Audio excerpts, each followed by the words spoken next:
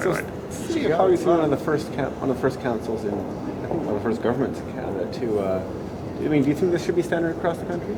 Well, it's not my job to speak for people across the country, but it is my job to speak for the best standards at City of Calgary. And the one thing that was very, very clear is that citizens have said, well, that just makes sense. That's what we expect of our elected officials. So I'm happy that Council moved forward on this and moved forward on it with a pretty strong mandate from members of Council. So that's a good thing.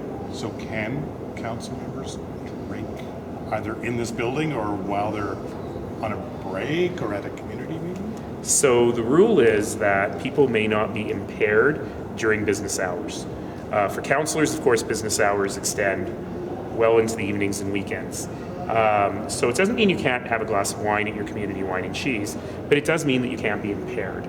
The second thing that council did is they more or less banned drinking in the workplace, in the office and in this building, with one exception, which was a fair exception, because we do have, I can think of 3 recurring events where we serve alcohol, if they're annual or biannual events. So we stuck in with the exception of special events. So I suppose if we have the AUMA here and there is a bar and someone wants to take a councillor from Langdon up to their office and take a drink up, that would be okay. But beyond that, the normal practice would be that you can't drink in the office. Office Christmas parties, no more. That's a good question. That's what this whole thing started about, didn't it? It's not like our case. My interpretation would be office Christmas parties, no more. So when Pincott and you talked about the mayor of Quebec served a hot wine at in the mornings. Have you served alcohol in your office before? Not in my office, no. But I very rarely have anyone in my office. And the change on the expensing, can you explain again? That's pretty straightforward. We've done we made that change some time ago and we decided to operate under those rules, and now we have just put them into policy, relatively uncontroversial. So what it means is that you cannot expense alcohol when there's only councillors present. You actually cannot expense alcohol when there are only city employees present. You may expense alcohol if alcohol use is reasonable and there are third parties, or if it is an appreciation event, because that does happen very rarely for city staff or volunteers, and I am allowed to take the councillors up for dinner once in a while and expense some wine. Sorry, in the City Hall building then, no alcohol except for those special events? Correct.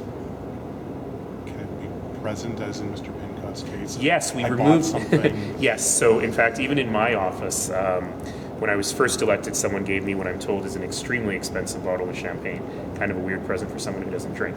And that is has been sitting in my cabinet for many years, awaiting an appropriate celebration. But that appropriate celebration now would have to not be in the office, but it can stay in the cabinet. History will record that 2 of the 4 opponents to that policy are people who do not drink. How would you explain that to people who are like, why did that happen? Well, you probably have to ask them. So can you just explain the timeline on this? Yes, Council has approved in principle the creation of an integrity commissioner. We need to do a bit of work on terms of reference. And I actually believe that I'd like to leave some of the creation of that terms of reference to the commissioner to develop it, since we'll hire someone with some expertise in that area. So what will happen is over the course of the next 2 months, administration will go away and develop the terms of reference, as well as what the recruitment process for that commissioner might look like. That'll come back to council. We'll have a conversation about how best to go forward with the selection of this person. And as I mentioned last time, I'm still optimistic we'll have someone in place by summer. And are you optimistic this can be somebody on a retainer, or are we going to see an office somewhere in the building? No, I think it should be someone on a retainer, at least to start. I imagine they'll have a lot of hours at the beginning as they're setting up the terms of reference and the policies. But I think that we will be able to work with someone on retainer. At the City of Toronto, they eventually had to take the person off of retainer and make them full-time. But remember, they have 45 council members, so I don't think we'll need that in this case. And, I think I have a lot of faith in the ability of my fellow members of council to not attract complaints. What would you say to Calgarians who might look at this and say, okay, it sounds like there are things that need investigating down there, but it is also not proactive to have a mechanism? It's absolutely proactive. It's what I call good organizational hygiene. Getting this stuff in place, getting the right policies in place so that, heaven forbid, something bad happens, that we have the policies in place. So this is not in any way reactive. In fact, the conversation on the Integrity Commissioner has been happening for many years, and we've been able to move it forward. I was a bit skeptical of it before. I wasn't sure that we needed an outside person to do this work. Now, recent events have pushed me over to the side of this makes more sense, but it was always happening regardless. You say it's not reactive, so does that mean that, I don't know, this person's on the job July 1, everything going forward, or if there are complaints about past We haven't deeds? figured that out yet. I can't speak to whether there are any active files or not. So one of the questions we'd have to figure out in terms of references, if there are active files, do we continue those with the city auditor's office and then start the person fresh, or do we transfer them to the commissioner? I just don't know the answer. Right? Not the point of it, but what do you hope to achieve? You know, the point of it is that we should probably have a province-wide strategy. You know, in the province of Manitoba, in fact, it is provincial. It's not the city of Winnipeg that regulates these things. I'm not calling for that. The city of Calgary needs to have its own solutions, and I think council has done an excellent job in the last 4 years of modernizing the taxi regulation system. But there are some issues around passenger safety and around insurance that are properly dealt with at the provincial level. So this will be a good opportunity for us to make sure we're working with the province and the city of Edmonton to have a unified front going forward, because we have to modernize our regulation system.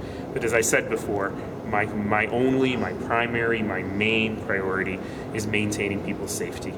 And if we have a situation where, for example, insurance is not clear, it's not clear if you are insured if you hit somebody, well, imagine that poor person who gets hit and disabled and then has no recourse because there's no insurance. They can only sue the driver personally, and that driver might not have the funds to be able to manage this. There's some big problems here, and it makes sense for us to talk about it properly. Do you expect that we will have, without naming a specific company, some form of ride sharing coming in the future? Not unless we can maintain people's safety, and that's really what I'm looking at. You know, some people say, oh, cities across North America, in fact around the world, are just trying to protect the entrenched taxi industry. At least here, that's not correct at all. The answer, because we've done a lot to modernize the taxi industry. What we're trying to do is protect people's safety, and that is our job as the regulator. Okay?